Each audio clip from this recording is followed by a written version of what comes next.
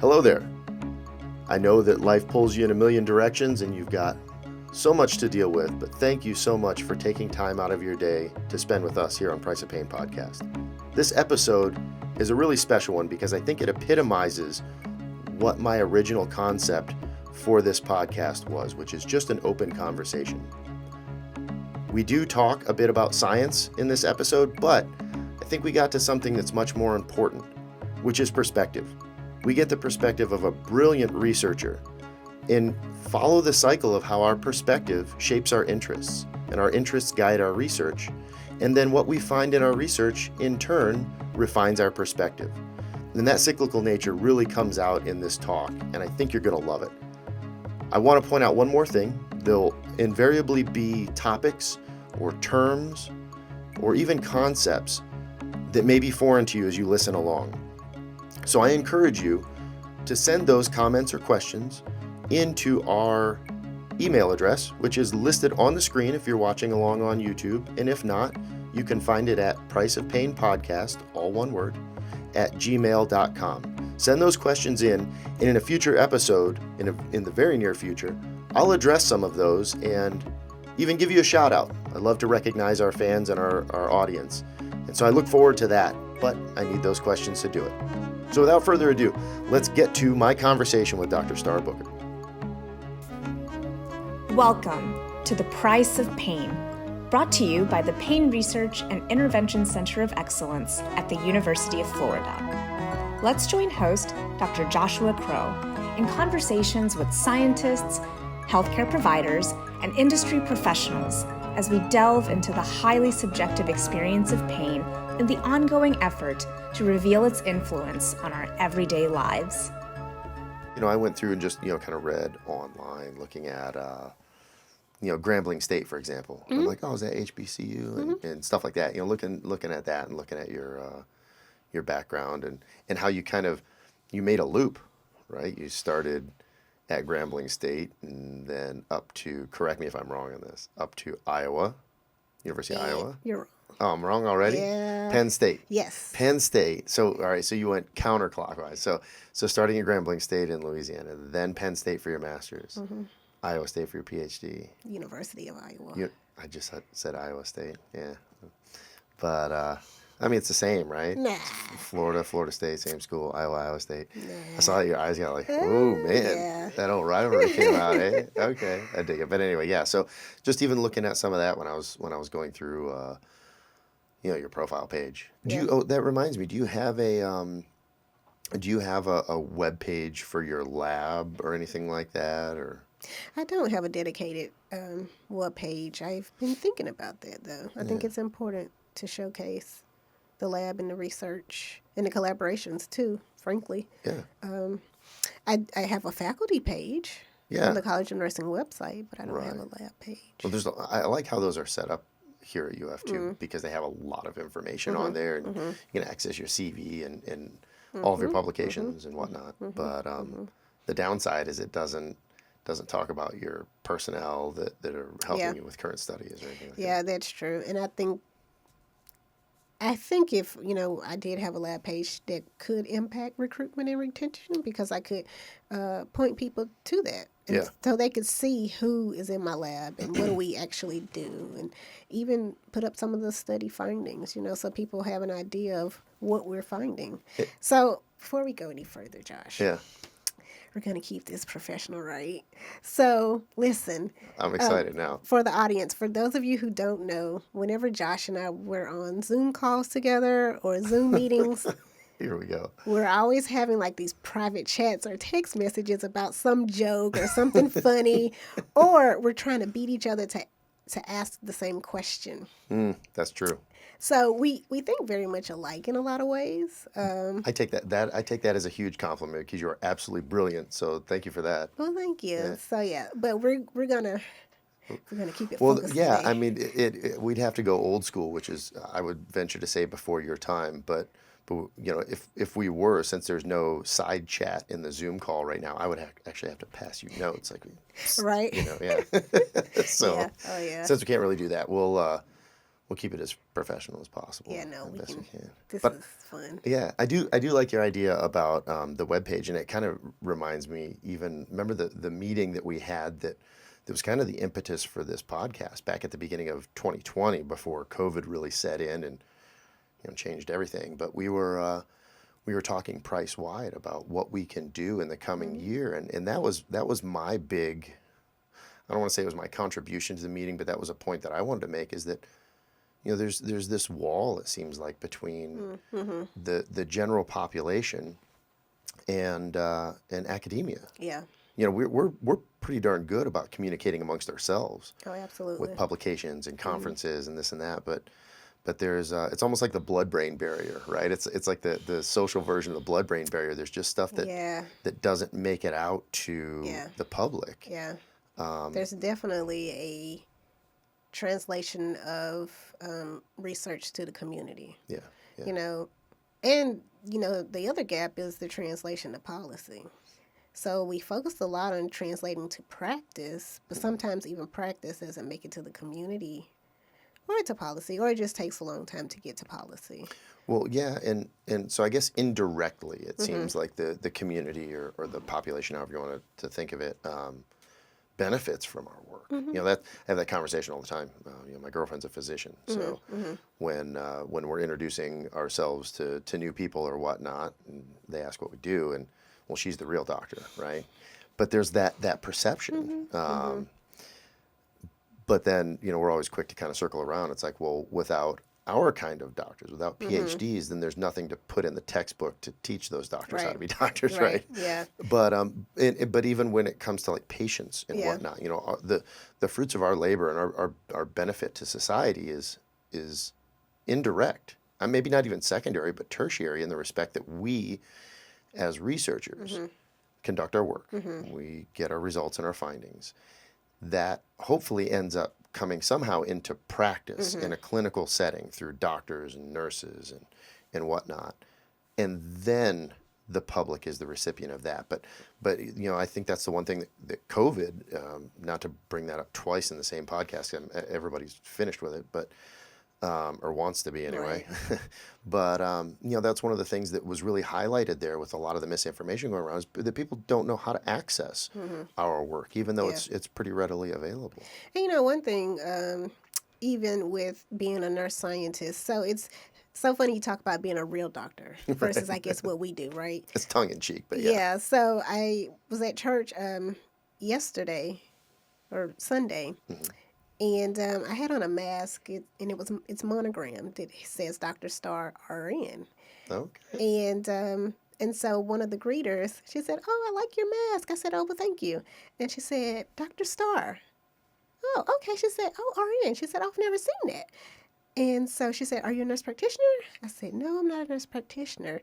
And because I was trying to get into church, I didn't stop to explain, well, I have a PhD, which is why you see the doctor, and I'm a nurse scientist, and this is what I do. I do research, right, to improve pain outcomes in older adults. And I think we still have a lot of education to do in terms of what we do as PhDs and how we contribute to making improvements in health. But to your other point about, what were you saying? As far as the relationship with the community. Yeah. Yeah. One of the things that I really try to do with my work is try to build in points of practical application. So even in the study design, I'm always thinking about how can this impact practice, or how can this change practice, or, what would a nurse need to do in practice in terms of how do we measure movement evoke pain, or how do we just assess pain in older adults. So I'm always thinking about the clinical application piece to my research, because I want my research to be easily translated into practice. Yeah. So, even, for example, the pain scales that we use, right? So I don't know if I can say this, I don't think it's copyrighted, but I use the Defense and Veterans Pain Rating Scale, which is typically used in the VA system. Can you describe that a little bit? So the scale, I would call it kind of it's a multi-graphic numeric descriptive scale. So it combines a lot of different ways that people may think about their pain. So maybe they think about their pain in terms of how it limits their activities.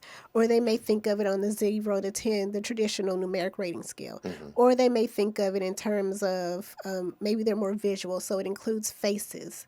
And the faces change as your pain increases. So it includes a lot of different ways that people can conceptualize their pain. And I really like that scale because it gives older adults options to be able to conceptualize in their mind what their pain is and then communicate it with me. Well, yeah, and I like that. I've seen that with the and I don't know if that particular scale uses illustrations for the faces or if it's actual images, but it's illustrations. yeah, but you know, like the squinty eyes, Right, like oh, you know, I'm in pain or oh, I'm sad from, you know. Yeah. I do like that, particularly with older adults. Now, in previous episodes, we've talked about how pain is so subjective and everybody experiences it differently. But with older adults or you know, chronic pain in general, maybe I shouldn't even limit it to that population.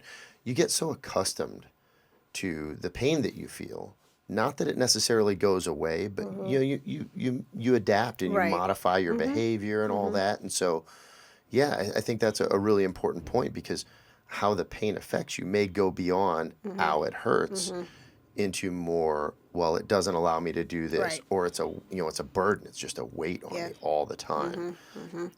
Yeah, I like that. It really it helps to kind of shine a light on all the facets of the pain Right, experience. absolutely. Yeah. And it's just easier for people to look at a scale that they have options, right?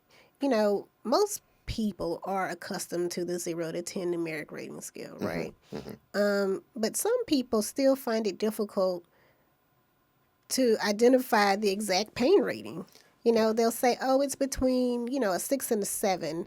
But maybe if they have some kind of description for what a 6 may look like, because again, it's subjective, right?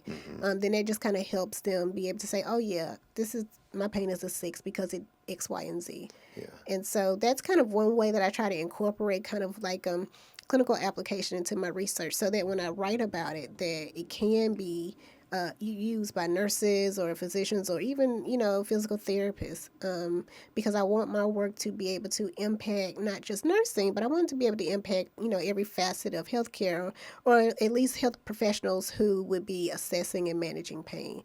And so, you know, in some research, you use the 0 to 100 scale. 0 being no pain at all, 100 being the worst pain imaginable. Right. That leaves a lot of room in between. Yeah. So I try to bring it back down to the patient's level. Okay, so typically in practice, we don't use 0 to 100. We use 0 to 10. See, that's good to know for researchers because now I don't have a clinical degree. Right? I'm not a nurse like you are. I'm not a clinical psychologist. So the application of this, I think that's hugely important and why people like you that kind of straddle that boundary between research and clinical practice are so important. Because there are some things that we may use because it's easy to analyze statistically or something like that, right? But clinically, it's not used, so it's not practical. Right. And I feel like that is a key component to good translational research. Translational research is obviously a tier of research that tries to combine some of these things and make it within a couple steps, if not directly, applicable in clinical practice, right? Yeah. I think the other benefit, too, is on your research teams is including a clinical person. So whether it's a nurse or PT or someone who has experience in direct patient care. Right. So that they bring that practical piece to your research, which will help with the translation piece.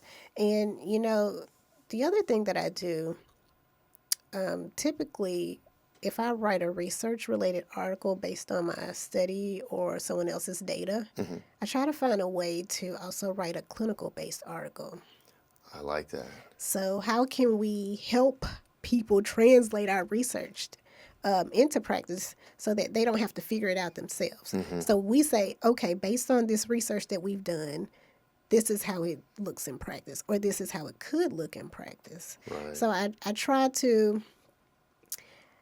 as I am growing as a faculty member, Right. as a scientist, as a mentor, one of the things that I try to encourage students and other mentees is think about your research in 3 different realms, right? You have research, practice, maybe policy or public health or something like that. And when you design your research study, try to think of how my findings can be put into a publication for research or a database paper. How can my findings be translated into a practice or a clinical paper? And then how can my paper be translated, or how can I develop a policy-based paper? What are some examples of policy-based? Like, how can you give an example either that you have done recently, or fabricate something that makes a good example? But so how would you take some of your work, a particular study, and do that and make it so it applies to those 3 realms? Because I feel like people understand, that when we talk about clinical, it's that gap of, well, okay, research has found this, but what does that mean for us? How do we use it? Right. And in pain research, that's huge. Then, research is pretty fine, because I would like to think our audience has an idea of that when we publish a paper, the goal of that is of course to communicate our findings and allow people to integrate that into other studies, to take it a step beyond what we did, or even maybe just to try to replicate it if it's something relatively new. I was just having this conversation with my mother yesterday. There's a relatively new finding. That's all fine and dandy, but it doesn't mean as much until somebody else comes along and replicates it and finds the same thing, right?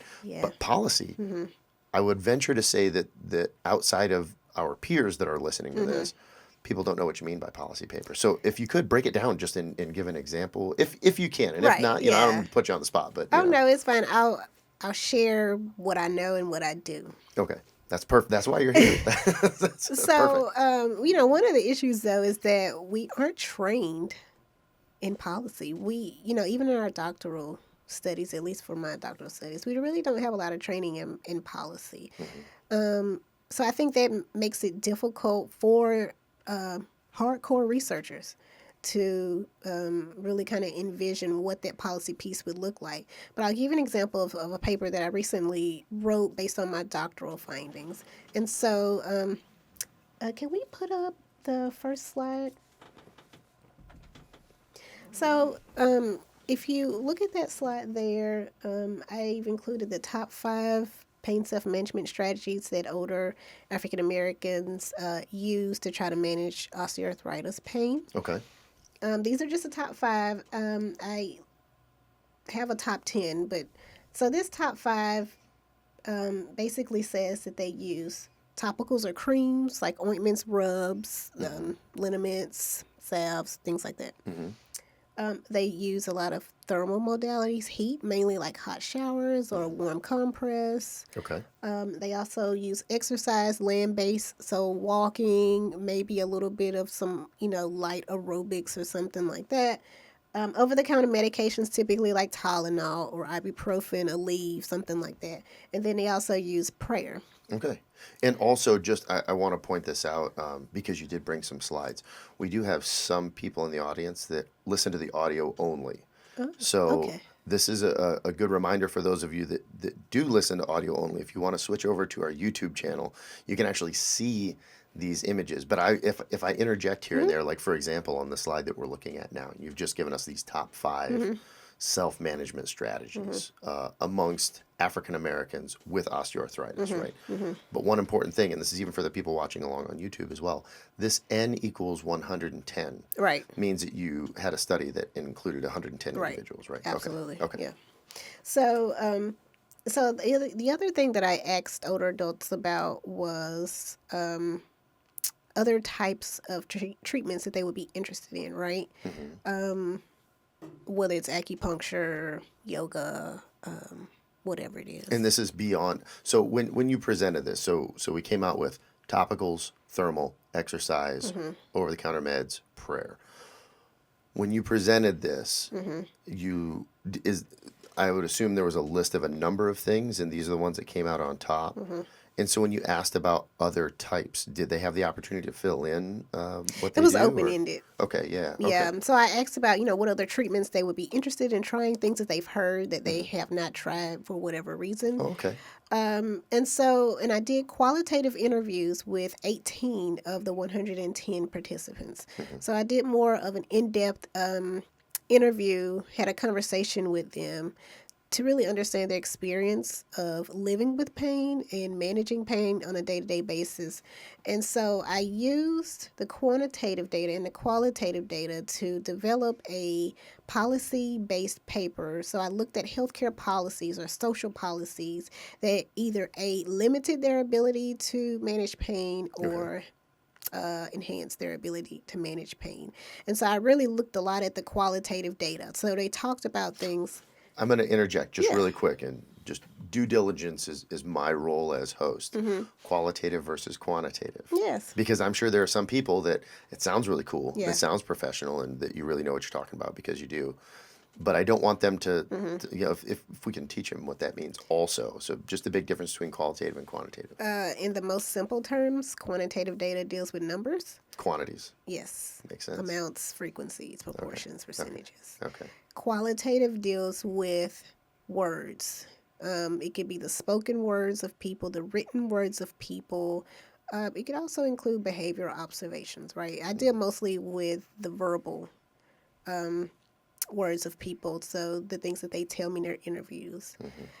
So that's kind of really simple quantitative versus qualitative data. Which makes sense to me because I'm thinking of this on the other end as well, where you or your staff or somebody, after you conduct this survey, now if we're starting with 110 participants to begin with, and you said you narrowed it down to 15 for the qualitative. 18, yeah. 18, okay, for the qualitative. So if you asked 110, you could legitimately have sentences or a paragraph for 110 participants, and they could all be different, right? Theoretically, so that could from a managing the data and producing something meaningful, that could be chaotic. And right? we did ask several open-ended questions to all 110, in addition to the in-depth interviews with the 18 participants. That sounds really comprehensive. Yeah, I try to be. Well done. That's a big part of what you do, right? Yeah, All right. because I think if we don't understand the full experience of pain, that we miss things. And then that really limits our ability to work with people in practice, right? If we don't have the full knowledge, or at least as much knowledge as we can have, then we're going to miss something in practice, right? Sometimes it will probably be the most important thing that you miss in practice if you don't talk to people and understand what their life is like with pain. So yeah. I sidetracked you a little bit it's there, but you fine. were talking about the qualitative and quantitative aspects of this particular study. Right. So in the qualitative interviews, people talked about how insurance limited their access to certain treatments. And I'm just going to throw this out here. For example, maybe someone wanted to try acupuncture, but maybe the type of insurance that they had doesn't cover it. Or they talk about copays. Right. Or they talk about discrimination in terms of insurance, and perhaps seeing people with better insurance, right? First, before they would see them, even though they're in excruciating pain. So I crafted a policy-based paper based on their qualitative interviews, and I essentially, I wish I would have brought the paper. But essentially, I have 3 different policy exemplars. Okay. So, for example, one exemplar is talking about covering alternative and integrative therapies. So I include the narratives from my participants if they talked about some type of alternative therapy that they would be interested in, but maybe their insurance doesn't cover it, right? So some people talked about fish oil. Okay. And talked about Omega XL, but for people who are on a lower income, sometimes That can get even costly. things like that is very costly. Yeah. But if their insurance would cover that, They would try it. Absolutely. Okay. And whether or not it works or maybe it doesn't, but they at least want the opportunity to try it. So And so I also looked at changes in, I guess, Louisiana law in terms of Medicare and Medicaid. Okay. Because at the time of this study, this was right around the time the ACA was really going into full effect across the U.S., and states were having to make decisions about whether or not they would expand Medicare and Medicaid. And Louisiana chose to expand. And so a lot of my participants were talking about how important that would be in helping them be able to have greater access to a lot of treatments because now they have this expanded coverage, right? So they even talked about that. And so that's all policy, and so I essentially crafted a qualitative paper from their narratives where they talked about anything related to policy, insurance, laws, etc. That's brilliant. And so that's something that in a roundabout way could maybe help clinicians if they knew, well, hey, look, these people would try this, but at the end of the day, it's really the people that are advocating for changes in public policy that would benefit from that paper that aren't really interested so much in how do you measure pain in an African-American older adult with knee osteoarthritis. They don't care about that. Right. They want something that they can take to their state legislature Right. or even a national commission or board to say, hey, look, we need more of this. Absolutely. The people want this. That's okay. I see what you're saying. And kind of on that point, when you talk about what providers should know, one of the things that also came out of my qualitative data was this kind of shared decision-making model that I developed. And one of the things that they talked about was the importance of providers understanding the type of insurance that their patients have and making treatment recommendations based on what's available to them. And so, older African Americans are coming to providers for their professional expertise, right? And they are looking to work collaboratively with providers to make a treatment plan. The decision is not solely up to the provider to say, hey, this is what we're going to do, Rather, older African Americans want to make that decision with the provider to find out what's the best treatment. But they want providers to understand, don't make a recommendation for something that my insurance won't pay for. Right. So let's be real here. And I think sometimes providers don't always keep that frame of, oh, okay, you have a patient, has this particular insurance. I know they're not going to cover this, so we won't even try to go down that route. And so I think it's really, really important that we really merge all of these things together in practice. We have to bring in the policy and the advocacy piece. In research, we should at least kind of have that lens, whether or not that's our ultimate goal or our purpose. We should kind of be thinking long term, like how will my work impact practice, policy, people. I think that's a huge benefit of you also being a nurse is you look from that perspective, because that's something that it seems, and I would venture to say that the greatest ideas often do come across as like, well, that's simple. Why didn't I think of that? Right? But that I really think that that's one of them.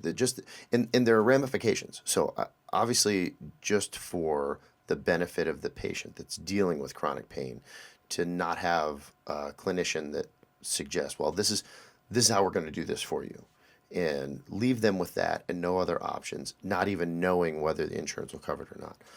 But I think there's another level in my relatively minimal psychology background, and that's that looking at the efficacy of treatment, particularly with pain. Now, we did some work back during my doctoral studies on placebo effect. And, I would venture to say that outcomes for treatment for patients that have a role in selecting the treatment, if they're informed and they get a choice for that, obviously you're not going to select something as, okay, this is how I want to deal with my pain, if you don't think that it might work, right? And so just doing that, just that belief that this may work, this may be the thing that reduces or eliminates my pain, increases the likelihood that it will have an effect. It augments whatever the clinical effect of the treatment is through placebo effect. Because we often talk about placebo like, well, it's a sugar pill or something fake, but really it's the effect the the people can somewhat manifest in their own mind, as far as well, does this really make me feel better? In a very simplistic term, mind over matter. And I feel like what you're talking about empowers them to choose something that may work. And so if it has clinical value, that's great. But if they believe in it, then it's the likelihood that it's going to work even more and be even more effective for them is greater.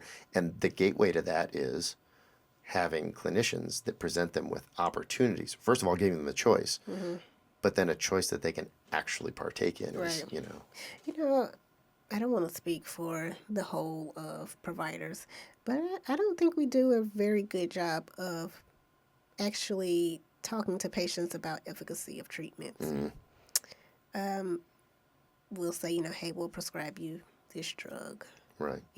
Or we may say, we've seen success in other patients, but we don't really talk about the efficacy, of the drug and how it could, or how it may work in this particular patient.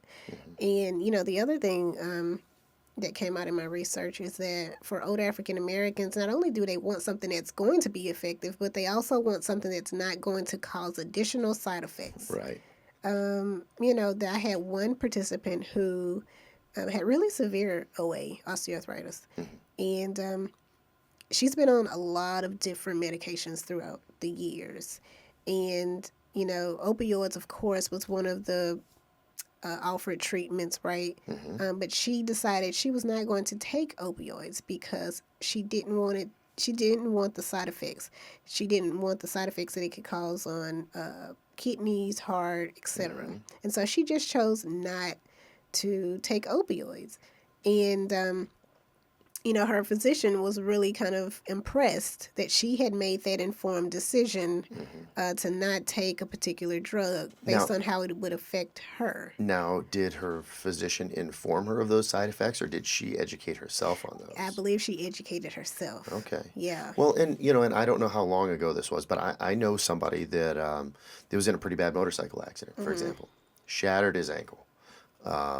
And through the reconstructive process and all that, I mean, it changed everything, at least in the short term, about his life. He wasn't able to work and whatnot, and he was in a great deal of pain, and he's an active guy, so, like working out in the shop and doing the things he liked to do, he wasn't able to do those things. Now, that's normal for an injury, but then you get this chronic pain condition, right? And so looking at, years after this accident, there is a role that the treatment that was prescribed to him, and there are multiple kinds of treatments that were attempted, but those had an effect. So even you talk about some of the physical effects of opioid, long-term opioid use, and that's the other thing. At one point we didn't realize how easily it was to lapse into long-term opioid use or addiction. So that's one thing. I guess it's a benefit now that the people are more aware of that. But even just that. So let's say, for example, one of the things that I like to do to alleviate stress, or if I'm in pain, to get my mind off it, is go for a drive. Go for a drive through the countryside, ride my bike or something like that. If it's something I could do, obviously, if you have a shattered ankle, that's not your thing. But fill in the blank, whatever it is. Well, how much of what you're allowed to do or able to do, either physically or legally, is hindered by your treatment?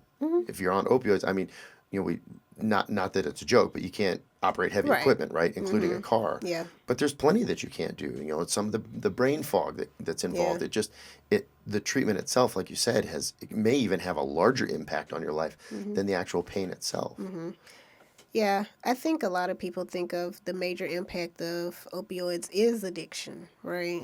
And I think that's another reason why a lot of older adults opt out of using opioids, is because they are worried about dependence and addiction. And so, I think that's why older African Americans really want to work within this shared decision-making model, because they don't want to be prescribed something that's going to cause dependence and addiction on medications.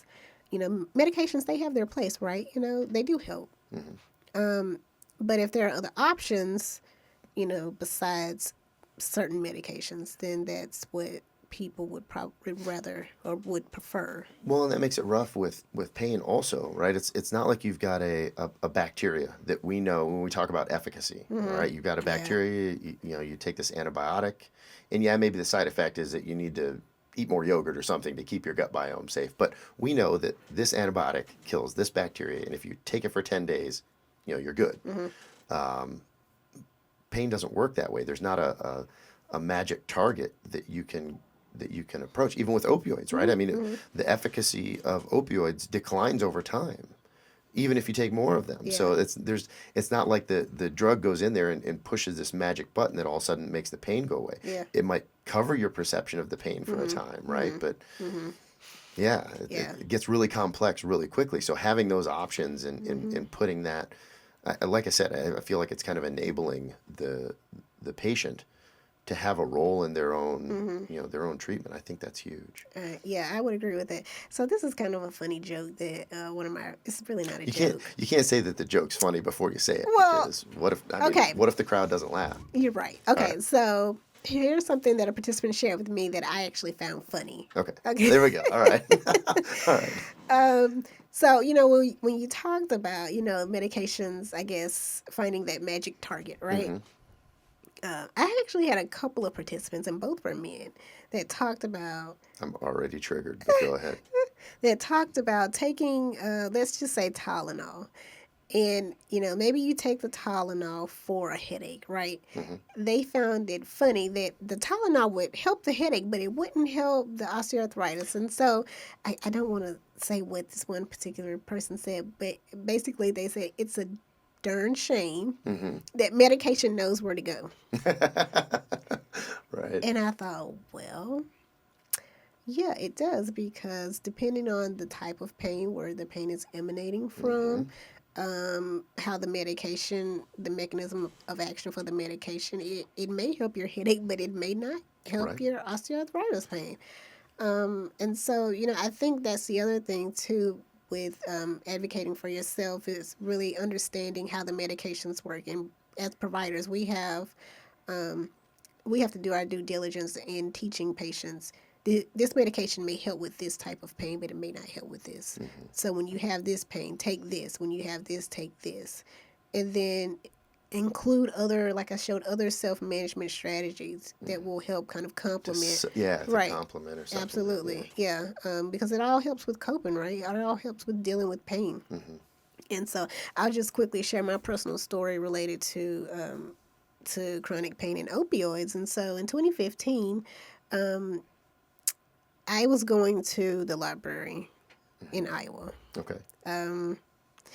And I wanted to just run in and run out, so I decided to park at the metered parking. Okay. And right in front of the metered parking, I needed to kind of just step up, like one step up, literally one step up, one step down, and I'm finished. But there was like a layer of ice, and I thought, it's okay, I can one step up, one step down. I stepped up fine, right? Put my money in the meter.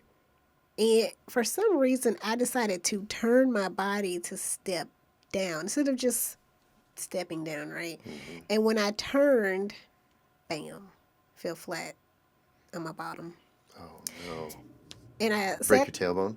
Yeah. Ooh, that's a very unique kind of pain. I didn't know at the time that that's what happened. I knew I had fallen very, very hard. And I remember I was sitting there maybe for like 5 seconds thinking, I hope no one saw me.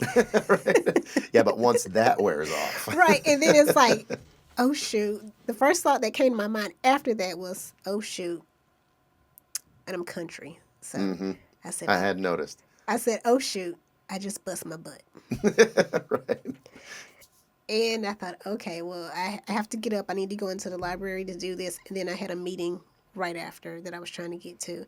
And I didn't even go in the library because immediately the pain just was there. And I was like, oh, my gosh, this is pretty intense. But I thought I have to go meet with a statistician for my dissertation. So I was like, I'm not canceling my meeting. Love that drive. Oh, yeah. Okay. I was trying to get out. And so I went to the meeting, and the pain was just so intense that even probably 15 minutes later, the pain was so intense that I couldn't sit down, right?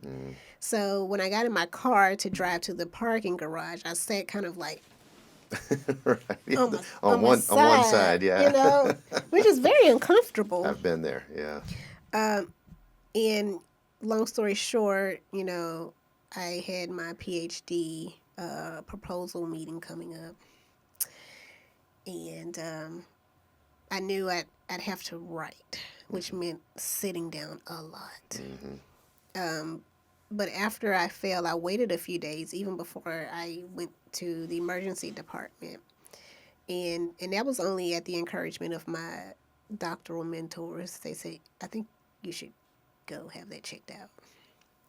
And in my mind, even though I'm a pain researcher, I'm telling myself, oh, this is going to get better. It's just, the first few days of the inflammation process. It's going to get better. The pain's going to get better, by the weekend. I should be feeling some better, right? Mm-hmm. No. Nah. So, I shouldn't laugh. I know that's horrible. Oh, no. I've broken my tailbone before also. And it's just not. So you know this. I know this pain. Yeah, it's not fun at all. And I was joking with my sister. I was like, I've never had a baby. I said, but this is what I would imagine the pressure of having to push a baby out feels like, except we're at the other end. Right. So anyway, I've never had a baby either, so I can't comment on that. But the thing about this, and I guess everybody can guess, is when you fracture your tailbone, it's not like they can cast it and immobilize it, and there's just you can sit on a donut. Right. That doesn't really help a whole lot. There's just not doesn't. much you can do. Yeah. Yeah. So finally, I decided to go to the emergency department. I was really putting it off. I didn't want to go to the emergency department. But a few things happened. So when I went to the emergency department, I decided I would go in as a regular patient. No, I didn't tell anyone that I was a nurse. I didn't tell anyone that I was a student in the PhD program in nursing. So little N of one study on your own. Oh, yeah. There. Okay. I do that all the time. Yeah, so do I.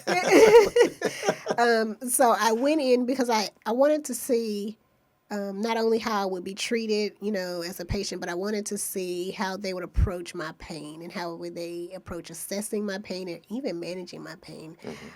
So, of course, through triage, they ask, what were you here for? I tell them, I fell, blah, blah, blah, I'm having a lot of pain, et cetera, et cetera. Triage nurse doesn't even ask me to rate my pain. Really? And I think, okay, well, all right. Well, maybe this is just part of their process. I've never been to the emergency department as a patient, so I don't know.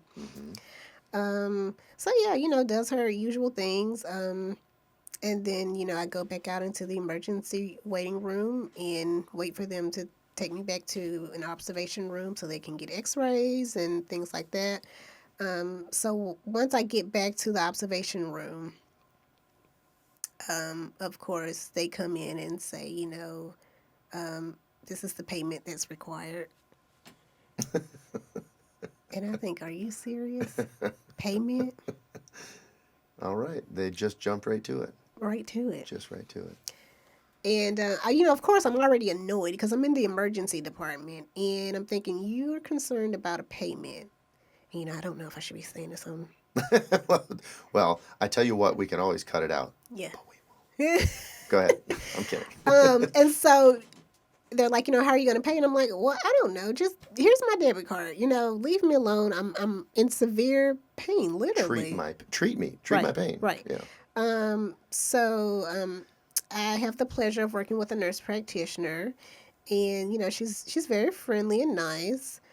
She comes in and I think she asks a few questions, but no one ever asks me about my pain. Still? No. So you've been triaged. Now you're actually seeing the nurse practitioner that's going to prescribe treatment to you, and still no one's asked about your pain. Mm-mm. I didn't rate my pain at one time. Now, I assume you imaging and all that stuff. You got X-rays or something. So finally they did take me back to have X-rays. But for the X-rays, you have to lay flat on your back. Well, I told them, I said, I can't do that right now. So did they, I'm sorry to interrupt, but did they at least ask where it hurt?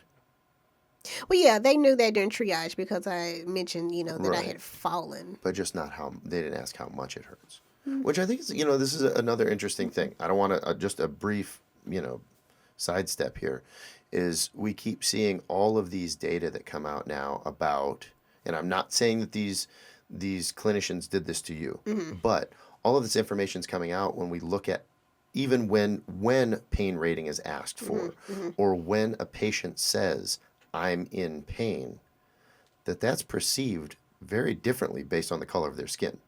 Now, I know that there's a lot right now, and people are inundated with all of these kinds of racial disparities, but there's a really robust finding that that if you say that, let's say this, that at some point they actually did ask for your pain on a 0 to 10 scale. Yeah. You say, oh man, like this is 10. Okay. Worst pain imaginable, right?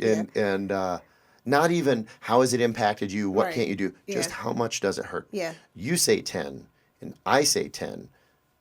They're more likely to take me seriously that it's a 10 and not so much you, without even realizing it. It's not like they're thinking, but they just, for some reason, on the average. Well, that's implicit bias. Yeah. And quite frankly, we probably all have a little bit of that. Cause, sometimes, even with me, I'll say, could you rate your pain 0 to 10? They'll say, oh, yeah, it's an 8.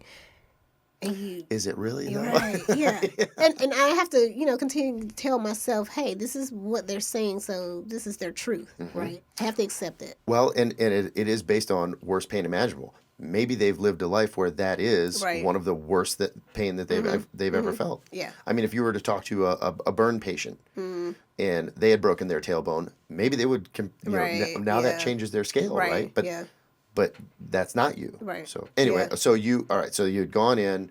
Yeah, we get Xrays, I didn't lay completely flat. I found a way to kind of raise up just a little bit so that I'm not, I'm thinking, no. If you're not going to give me any medication, I'm not laying completely flat. Right. So anyway, so they get the images that they need, and we wait for the radiologist to come in and read those, and then the nurse practitioner comes in, gives me the results, and says, it looks like you have a fracture between S4 and S5. Okay. And then she says, but it looks like you may have a compression fracture at S3, I think. So you did more than a broken tailbone. You fractured your sacrum. Yes. Which is for those of you that are not up on your anatomy. That's more intense. Yeah. Like tailbone is vestigial. It doesn't really do anything for us. Your sacrum, for just to catch everybody up, is the bone that holds basically the two large bones of your pelvis together. It connects that to your spine. So it's kind of a big deal. It's a load-bearing structure, and so you had multiple fractures. Josh, I didn't know that. Yeah, it's a big deal. Oh, that's interesting. Yeah. And so they couldn't tell if the compression fracture was an older fracture or not, or if it was a new fracture with the fall or not. But anyway, so still, no one has offered me even a Tylenol at this point. For crying out loud. Literally. And I've been here probably almost 3 hours in the emergency department. Wow. Yeah. Oh, yeah. Well, because I was going to say, I wonder, and this goes all the way back to the beginning of our conversation, so much of what so much of what clinicians do that's different than what we do in research is that you're on a time schedule, right? If you can get somebody in and out and see the next patient that really needs some attention, then that benefits everybody. The facility can make more money, but more patients can be seen and treated also. And so that's what I'm thinking is like, maybe these are just necessary corners to cut to get you treated and get you the help you need so they can get the next person in. But 3 hours? Oh, yeah, easily. Yeah, 3 hours. And so once she came in with the results, she explained, what it was. Okay, yeah, I probably figured that. And then she said, this is what I'm going to prescribe. And she prescribed hydrocodone. Just went right to it. Okay. Yeah, she prescribed hydrocodone. And of course, being a nurse and having knowledge of pain medications, I said, well, what about a muscle relaxer? And because I knew it was more than just... Right. I knew that there were other structures that were going to be affected, right? So she said, oh, yeah, sure, I can do that. And I was thinking, if I didn't have this knowledge, you would just send me home with an opioid medication, this donut, and that's it, right? That's it. Yeah. But because I had knowledge, I said, okay, I have hydrocodone. in between my doses, I'm going to take Tylenol, and I'm going to take a muscle relax. I'm going to alternate, right? So I had this whole system going at home. And of course, I was also using things like ice, to try to help with the inflammation. So doing different things that I knew would help. But, if I didn't know what I knew then, or what I knew, then my pain would potentially be not well controlled. And I think that's the trap that a lot of patients fall in, is not having the knowledge. And then sometimes providers not taking the time to really provide the education and advocate for patients. So I left the emergency department fractured in many ways. But you got an inflatable donut. I did. And some motivation to fix the system. Yes. Absolutely, because even in the observation room that I was in, there was not even a pain scale on the wall. Some hospitals you go to in patient rooms, they may have a pain scale 0 to 10, or they may have the FACES scale up. And there was not even that there. And I found it really interesting, and I don't know. I look at that experience and I say it's really due to the lack of knowledge that providers have about how to manage pain. I didn't want to chalk it up to my race. I didn't want to chalk it up to my gender. I didn't want to chalk it up to my youthfulness, because sometimes people look at me and say, oh, she looks young, so she probably doesn't know. Well, you still are young. Well, I am young, but, people look at me and they may say, oh, she's probably like, 19 or 20. Right. She doesn't know anything. And I'm like, yeah, I don't know. But guess what? Even when I was 19 or 20, I knew something. But yeah. Right. Well, no, I think that's a really good point. And what got us down this track was talking about that disconnect between the public and academia and what we do in research. But it sounds like that disconnect is by way of a pretty big disconnect between the research and clinical practice as well. I mean, that's one of the things that frustrates me, is that people don't even realize, and I didn't, I've said this on the podcast before, I didn't realize the extent to which we could study pain. We work in a lot of soreness and injury recovery and whatnot throughout my doctoral studies. And we asked to rate pain. But and we'll have on future episodes, we'll talk about some of the actual assessments that we use to induce and rate, and ask to rate pain. But yeah, I didn't know about any of that. But the difference in how people perceive pain, that's not really we have, say for example, if we were running a study that had 18 to 35-year-olds, younger people, we're talking about acute pain. But this applies to acute pain also, that everybody doesn't experience it the same way. Right. Yeah. A broken sacrum is not the same for everyone. Yeah. And so, there's that's what I wanted to do with this podcast. And I think you've done a phenomenal job. We never even really got a chance to get to talking about your at least current interest partially in movement of vote pain. So what that means is that you have to come back on, because we've got a lot of work to talk about in your work. All right. Well, can I share one more image? Please. Okay. Please. So let's put up. But while you're thinking of that, I do want to point out and thank you for shedding a light on some things that I would venture to say that many of the people listening will instantly identify with in their own experience with pain, without a doubt.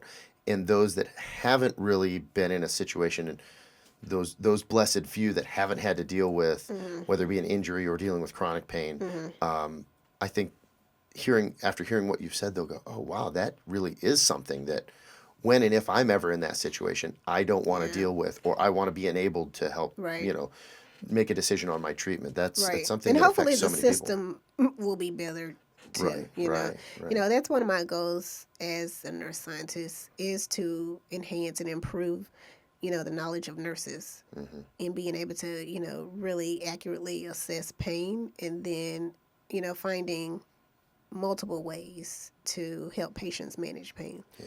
So can you put up slide 4? Okay, Josh, we're going to play a quick game. Oh, okay. I'm All right. excited. So, So should I describe what we're looking at really quick for those that are just listening before we play the game, or do you want to play the game first and then describe it? I'll describe it really quickly. Okay. So, what you see here are pain intensity ratings Okay. for African Americans with osteoarthritis pain and white Americans with osteoarthritis pain.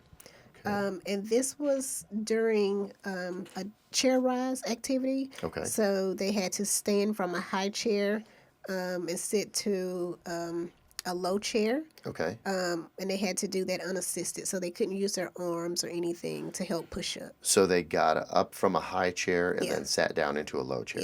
Yeah, Okay. yeah. So seated to standing to Right, lower sit to seated. stand. Okay. Okay. So, so I assessed pain, or I asked about pain intensity, 0 to 10, before they stood, and then during, and then after when they sat down. Okay. And they're all going from the high to low. Yes. Okay. This is high to low. Okay. All right. So, tell me, what do you notice about the pain intensity patterns? So what I want to do is describe what I'm looking at also. So on the graph that we're looking at, for those of you that are listening in, along the left, along the vertical axis, we've got that 0 to 10 scale Right. that you were discussing. And it looks like there are 3 data points. Yes. Pre, Yes. during, and post. Yes. Right? And there are 2 lines here. And the lower of the 2 that connects these dots is for Whites. white Yeah. with osteoarthritis. And then above that is a blue one for African American. And so the first point, what we see in this is that for whites, when they're sitting in the high chair, their pain is lower. Now, I don't know if it's significantly lower, but Right. we're talking about a 1.8 versus 3.9 on Yeah. a 10 scale. So Right. just under 2 to just under 4. That's a fair difference, right? Yeah. That's low to medium pain. When standing up, these points almost converge. They get a lot closer, closer-ish, I Right. should say. Yeah. So for the whites, their pain goes up from Yes. 1.8 to 2.9. For the blacks, it actually comes down just a little bit, Yeah. from 3.9 to 3.4. And then when they sit down in the low chair, white's pain continues to go up, albeit a little bit, but now it goes from 1.8 to 2.9 to 3.4. So it's gradually rising through these transitions. For blacks, it goes down a little bit, and then goes up even higher than it was before. Okay, so have I described this pretty well? Absolutely. Yeah, perfect. Okay. Yes. Okay. So, what do you think that means? Well, it seems to me Or, that... well, let's say this. Okay. So, my sample size is very small. Okay. So, there's 10 in each group. So, what do you think this could be suggesting? Well, man, it seems like there's a lot Yeah. to peel back here. Yeah. But what I would say is that if they're going from seated to standing, there's movement involved first. Absolutely. And that movement seems to affect the older adults with osteoarthritis differently. For whites, the movement itself increases the pain. For blacks, it's, again, I don't know if it's significant, but it decreases the pain. From that point on, so after they sit down in a lower position, now, without even commenting on the position at all, so now they've sat down, so they've moved again, but I assume that this last pain rating is immediate.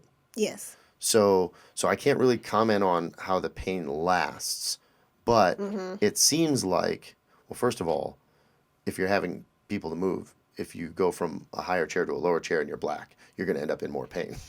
I can see that from the graph. But it goes significantly higher later for the blacks. Again, I shouldn't say significantly, noticeably higher, up to almost 4.8. Whereas whites, it's higher throughout the entire thing. Right. Yeah. So it seems like the movement itself has a different effect on whites than it does blacks. So the movement might actually even, depending on how you're doing this, going to standing might be more comfortable per se, reducing pain for blacks than it is for whites. Beyond that, I want to get your input. Yeah. Because that's a lot to unpack from Yeah, one image.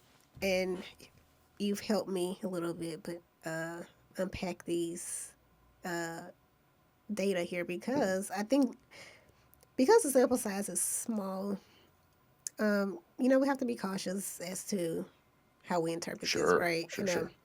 But I think I think there's a lot here for us to understand about the intensity patterns of, or the racial differences in intensity patterns. Sure. And so, you talk about you can't really tell if it's statistically significant, but, clinically significant, it probably is. Very meaningful, right? And one thing from start to finish, even though they come close in the Right. standing position, Right. the African Americans are experiencing more pain. Yeah. in So these groups. for African Americans, older African Americans, their baseline is already higher, right? And so in a couple of my different activities where I'm assessing movement evoked pain, I see this pattern where African Americans will decrease during the exercise or the activity, and then they'll increase after. Unlike for white Americans, they kind of have this linear trend of increasing from baseline to immediately after the activity. And I see this with low intensity and medium intensity activities. Okay.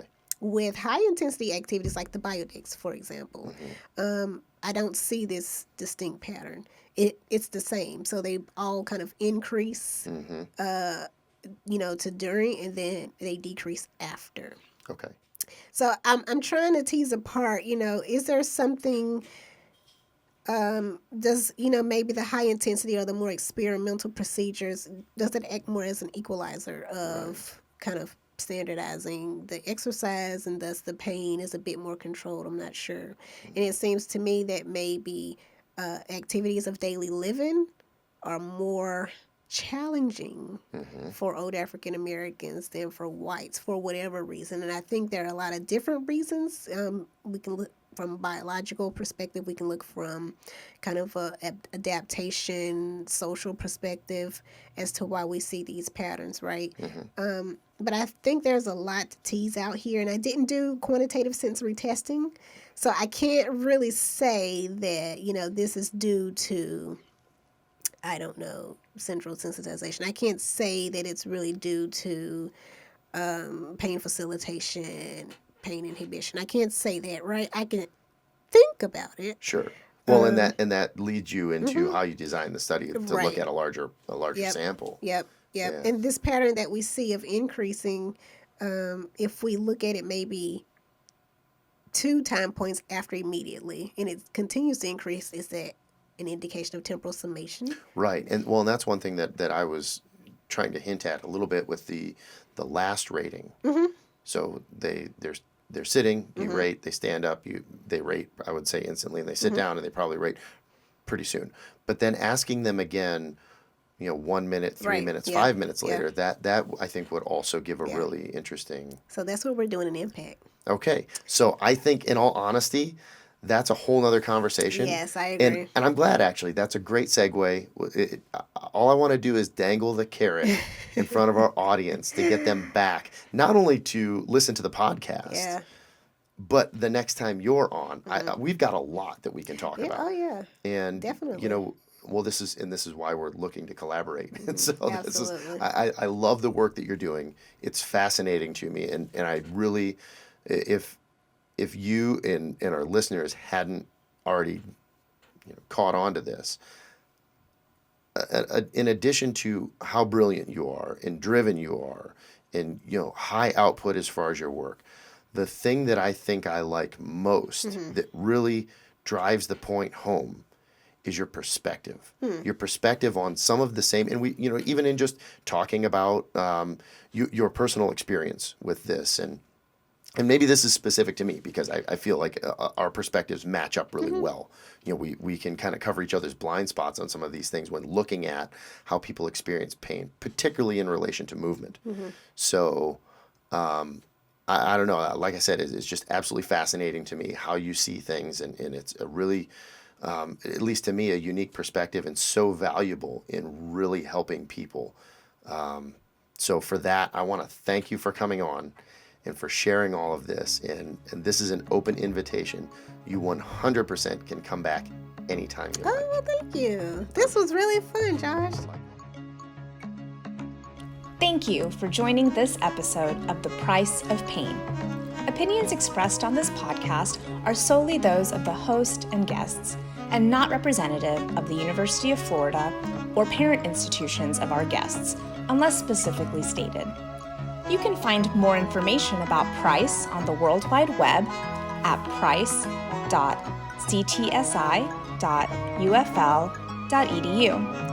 And keep up with our researchers on social media by searching Facebook for UF Price, by following at UF_Pain on Twitter, and Price of Pain Podcast, all one word, on Instagram.